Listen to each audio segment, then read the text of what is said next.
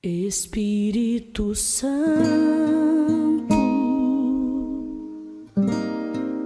meu Consolador,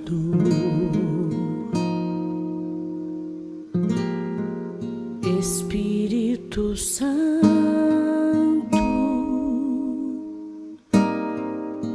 sabes quem eu sou,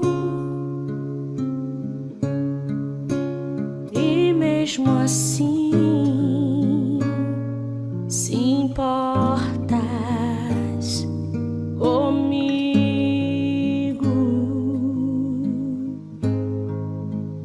e mesmo assim moras em mim.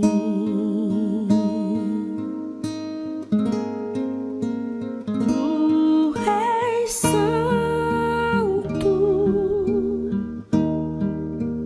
tu és santo.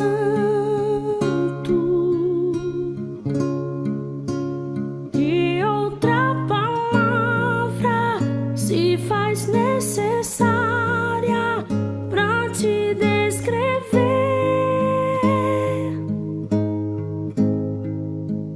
Tu és santo, tu és santo. Procuro palavras pra te descrever, Espírito Santo.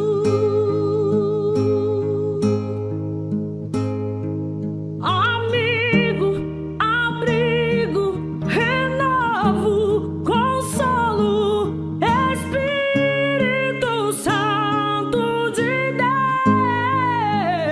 Deus, que fala comigo, que ora por mim com gemidos inexprimíveis.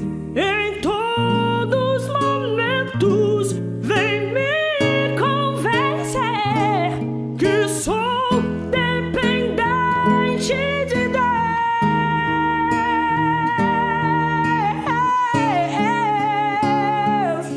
Sou dependente de Deus, dependente.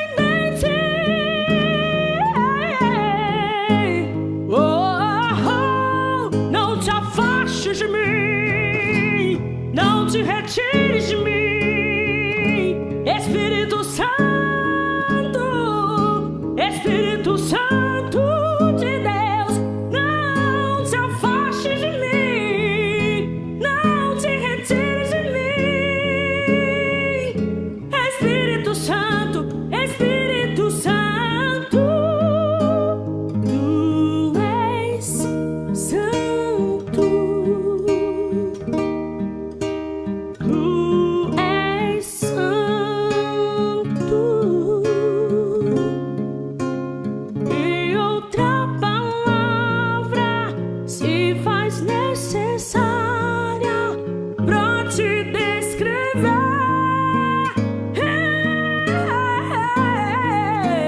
Tu és santo, tu és santo.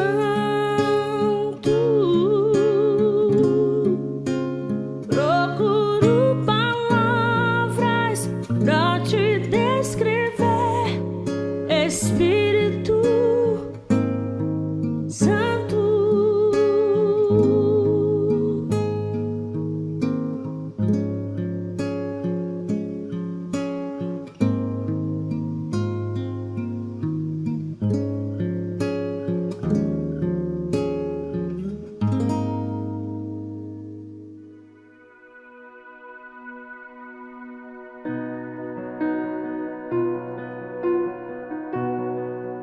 Olá, graça e paz, boa noite a todos. Estamos retornando para darmos continuidade ao 8º dia deste grande propósito em orações, falando sobre bom ânimo. Mas antes gostaria de dar boas-vindas aos irmãos e irmãs que estarão acessando posteriormente a este grande propósito em orações. Bom dia, boa tarde ou boa noite.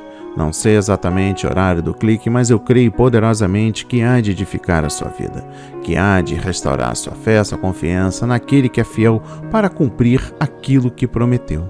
Nem sempre é fácil ter bom ânimo, porque na vida sempre vão acontecer coisas que nos desanimam.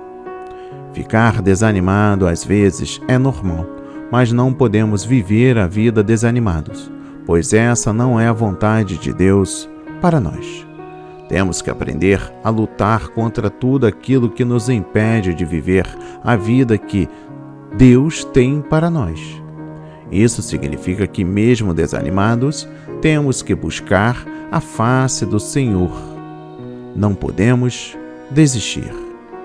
Se você aceitou Jesus no seu coração, você já tem o melhor motivo para ficar animado e ser feliz. Ele conquistou a maior vitória para você na cruz.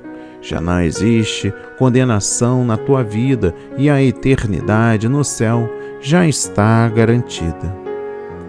E nesta noite, meu irmão, minha irmã, o projeto A Marca da Promessa traz para leitura e meditação o livro 2 de Crônicas, capítulo 32, versículo 7. A palavra diz: sejam fortes e corajosos, não tenham medo nem desanime por causa do rei da Assíria e do seu enorme exército. Pois conosco está um poder maior do que o que está com ele. Amém. E graças a Deus. Meu irmão, minha irmã, se desconecte de tudo e permita que a palavra adentre no seu coração nesta noite. Meu irmão, minha irmã, trago 2 pontos importantes para iniciarmos este 8º dia. Primeiro, quando Deus trabalha por nós. Quando passamos por lutas e provações, às vezes parece que estamos sozinhos, mas devemos crer que Deus nunca nos abandona, mesmo que mereçamos. O crente em Jesus, quando se sente fraco, incapaz de resolver um enorme problema que está enfrentando, é com certeza o momento de sua vida que mais favorecido ele está, pois é nesses momentos que mais buscamos a Deus. Você já teve um problema resolvido sem você ter feito nada ou quase nada para que a solução acontecesse?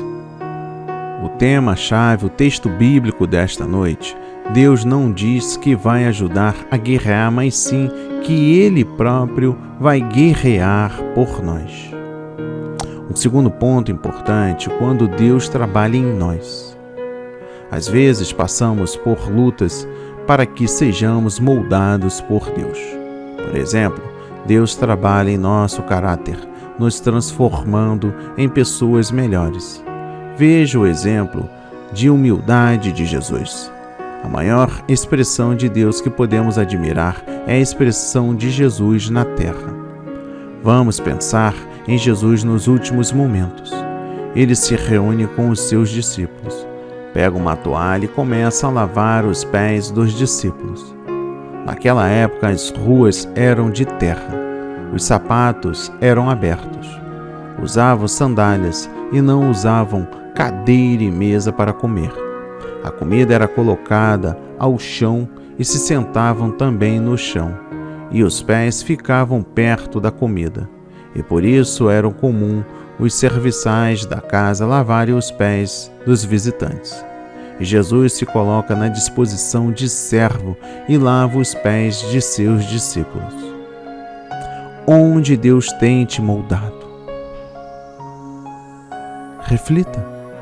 Onde Deus tem te moldado? Se esperarmos nele, confiarmos nele e depender dele, ele vai nos abençoar. Porque se não estivermos esperando, confiando e dependendo no Senhor, corremos o risco de fazer aquilo que bem entendemos e tomamos nossas próprias providências para as circunstâncias da vida. Se não esperarmos as providências de Deus, tomamos nossas próprias providências. Na verdade, as nossas providências e decisões não são as melhores. Por isso o profeta diz: espera no Senhor. Esperar significa parar e conscientizar-se da nossa incompetência e da completa suficiência de Deus. Quando cremos na suficiência de Deus, devemos confiar e esperar nele. Voltando dentro do entendimento bíblico, o rei Ezequias nasceu num lar destruído. Seu pai chegou ao ponto de oferecer em sacrifício aos deuses um de seus próprios filhos, segundo o costume pagão das nações vizinhas de Judá.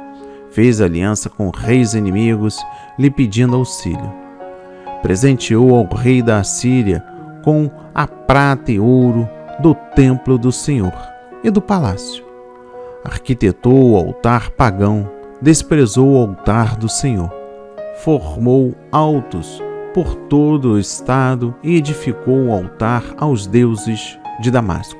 Desobedeceu e abandonou a Deus, seguindo deuses estranhos. Fez o que era abominável diante do Senhor. Ezequias cresceu vendo a insensatez e as loucuras de seu pai. Homem cruel, prostituto fraco que queria o favor de Deus, mas não queria honrá-lo e adorá-lo. Essa era a visão do menino que se fez homem e assumiu o reino aos 25 anos, após a morte de seu pai. Creio que a nação, ao mesmo tempo em que respirou aliviada após a morte de Acais, ficou na expectativa. Será que Ezequias agirá como seu louco pai? Essa deveria ser a pergunta entre o povo. Vamos lá. Muitas pessoas usam o exemplo que tiveram de seus pais para se tornarem maus, prostitutos, bêbados, viciados e muito mais. Dizem que são frutos do meio. Isso é desculpa para quem quer viver uma vida medíocre e não tem coragem para assumir. Ezequias poderia ter usado essa desculpa e se tornado tão mau, cruel e desonesto quanto seu pai, mas fez uma escolha diferente para a sua vida. Ele escolheu Deus, escolheu ser amigo de Deus. Não quis para a sua vida a podridão da vida de seu pai. Rejeitou a herança maldita para viver e levar a nação a viver uma nova história com Deus. Escolheu fazer a diferença. Você não precisa aceitar a herança maldita de seus pais. Aceita se quiser. Sábia, mas difícil decisão. Afinal de contas, havia herdado um reino destroçado, falido, faminto, sem exército e enfraquecido. Sem esperança, honra, dignidade ou alegria, ouro ou prata. Judá estava mergulhada num mar de podridão. Mas Ezequias não olhou para as circunstâncias, olhou para os seus sonhos e sabia que, para realizá-los, precisava restaurar a comunhão com Deus. Optou por se tornar dependente de Deus. Reparou e purificou o templo. Reintegrou os sacerdotes e levitas ao seu ministério e restaurou a celebração da Páscoa. Combateu a idolatria em Judá, proibindo o culto aos deuses pagãos, determinando também que fosse destruída a serpente de bronze construída na época de Moisés, pois o povo estava adorando-a. A restauração foi completa. Ele sabia que não podia fazer nada pela metade. Ou restaurava dos bastidores, a porta da frente, ou deixava exatamente como estava. Faça uma varredura em sua vida e procure aquele lixo que, por preguiça ou descuido, foi jogado para debaixo do tapete. É de pouquinho em pouquinho que a nossa vida é contaminada. Veja bem, a estratégia de defesa. Feito tudo isso, a cidade de Judá estava se recuperando, porém Ezequias percebe que Senaqueribe, rei da Síria, vem subindo contra Judá e traçou sua estratégia em defesa de Jerusalém. Resolveu tapar todas as pontes das águas que haviam fora da cidade e todo o povo ajudou a tapar as fontes, como também o ribeiro que se estendia pelo meio da terra. A ideia era não deixar a água fora dos muros de Jerusalém para dificultar a vida do exército dos assírios. Restaurou o muro quebrado de Jerusalém, as torres, e levantou outro muro por fora e fez armas e escudo em abundância. O rei designou capitães de guerra sobre o povo e reuniu toda a população na praça. E lhes falou ao coração, dizendo: esforçai-vos e tende bom ânimo, não temais nem vos espanteis por causa do rei da Síria, nem por causa de toda a multidão que está com ele, porque há um maior conosco do que com ele. Com ele está o braço da carne, mas conosco o Senhor nosso Deus, para nos ajudar e para guerrear por nós. 2 de Crônicas, capítulo 32, versículos 7 e 8. Todo o povo descansou nas palavras do rei. Além de restaurar o relacionamento com Deus, verifique se há brechas a serem fechadas, pois teu inimigo é estatuto, e qualquer brecha que encontrar, ele entrará e te leva à derrota. Pergunte a Deus o que você deve fazer para vencer a sua batalha. Olha que impactante. A afronto de Senaqueribe. Senaqueribe mandou um mensageiro com um recado para Ezequias e todo o povo de Jerusalém, que dizia: em que confiais vós para vos deixardes sitiar em Jerusalém? Porventura não vos incita Ezequias para morreres a fome e a sede, dizendo: o Senhor nosso Deus nos livrará das mãos do rei da Síria? Não sabeis vós o que eu e os meus pais fizemos a todos os povos da terra? Porventura puderam de qualquer maneira os deuses das nações daquelas terras livrar o seu país da minha mão? Qual é de todos os deuses daquelas nações que meus pais destruíram o que pôde livrar o seu povo da minha mão, para que vosso Deus vos possa livrar da minha mão? Somos afrontados constantemente por nossos inimigos. Mas agora veja a oração do rei Ezequias a Deus. Recebendo, pois, Ezequias as cartas das mãos dos mensageiros, e lendo-as, subiu à casa do Senhor, e Ezequias a estendeu perante o Senhor. E orou Ezequias ao Senhor, dizendo: ó Senhor dos exércitos, Deus de Israel, que habita entre os querubins, tu mesmo, só tu és Deus de todos os reinos da terra. Tu fizeste os céus e a terra. Inclina, ó Senhor, o teu ouvido e ouve. Abre, Senhor, os teus olhos e vê, e ouve todas as palavras de Senaqueribe, as quais ele enviou para afrontar o Deus vivo. Isaías capítulo 37, versículos 14 a 17. Agora, pois, ó Senhor nosso Deus, livra-nos da sua mão, e assim saberão todos os reinos da terra que só tu és o Senhor. Isaías 37, versículo 20. A resposta de Deus para as nossas vidas. Portanto, assim diz o Senhor acerca do rei da Síria: não entrará nesta cidade, nem lançará nela flecha alguma, tampouco virá perante ela com escudo, ou levantará trincheiras contra ela. Pelo caminho por onde vier, por esse voltará, porém nesta cidade não entrará, diz o Senhor. Porque eu ampararei esta cidade, para livrá-la por amor de mim e por amor do meu servo Davi. Então saiu o anjo do Senhor e feriu no arraial dos assírios a 185.000 deles. E quando se levantaram pela manhã cedo, eis que todos estes eram corpos mortos. Isaías 37, versículos 33 a 36. E Senaqueribe fugiu, humilhado perante a potente mão de Deus, e nunca mais se levantou. Olha, meu irmão, minha irmã, Senaqueribe foi envergonhado, pois ao se levantar contra o povo de Deus, se colocou contra o próprio Deus, e Deus não se deixa afrontar por seus inimigos. Tem alguém ou algum problema se levantando contra você nesta noite? Restaure o seu relacionamento com Deus. Se coloque em posição de santidade e ore a teu Deus e verá o livramento em tua vida. Quer chamar a atenção de Deus para você? Vive em santidade e Deus te honrará e humilhará teus inimigos que fugirão diante de ti. A palavra de hoje foi semeada em corações quebrantados para a honra e a glória do Senhor.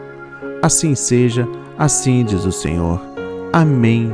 E graças a Deus, graças a Deus.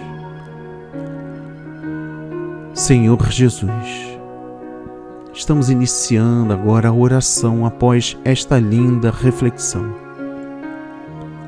Deus é o mesmo até hoje. Sim, sabemos disso. Ele é imutável e continua guerreando as guerras de seus amados, que na maioria das vezes não precisam levantar o dedo mindinho contra os inimigos. Jesus, principalmente esses inimigos, se tornarem adversários do nosso Pai, blasfemando do nosso Deus, menosprezando o seu infinito poder.